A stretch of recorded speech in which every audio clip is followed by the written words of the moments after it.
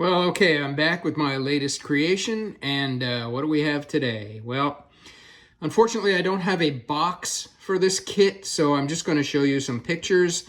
Today's creation is a model kit of actor Rondo Hatton. Now, Rondo was a character actor predominantly in the late 30s and 40s.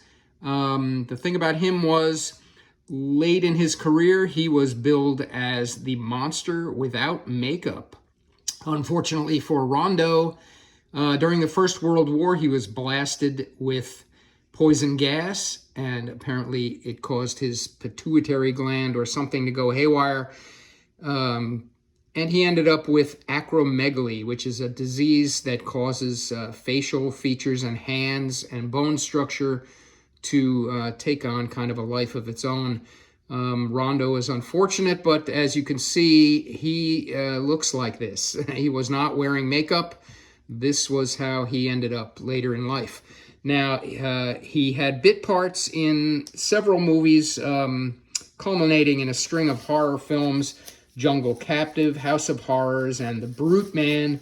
He also was in a Sherlock Holmes film called The Pearl of Death, starring as a character called the Creeper. Here is a production still of Rondo as the Creeper, and that is the basis of today's kit. And here it is.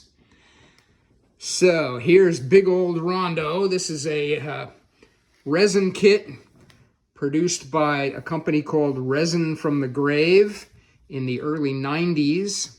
That company is completely out of existence at this point. This consisted of 12 pieces, and basically it's just a large diorama of his Creeper character from that Sherlock Holmes movie. The sign down here tells us that this is Rondo Hatton as the Creeper. I tried to stay with a mixture of grays and blacks to keep him a little dark and intimidating. I went with a blue-gray wash on the wall, and you can see we have our rat sitting there with his tail hanging down. Brick work on the base here was done with some reds and rust color mix. Also, I decided there wasn't much happening on this diorama, so I went around and I added this moss effect. This comes out of a jar. You put some Elmer's glue on and sprinkle it on and blow off what doesn't stick, and you have moss. So there we have Rondo walking through the mossy streets. This was a fun kit to build. One thing I'll tell you, he had alternative heads. I did not glue his head on, so we can take his head off.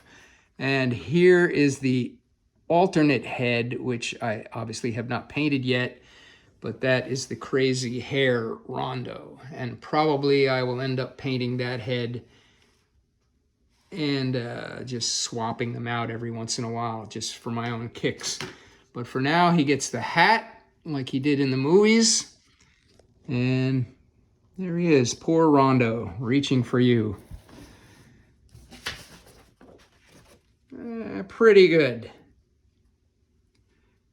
Anyway, that's today's kit. Rondo is build-up number, oh boy, 252, I guess.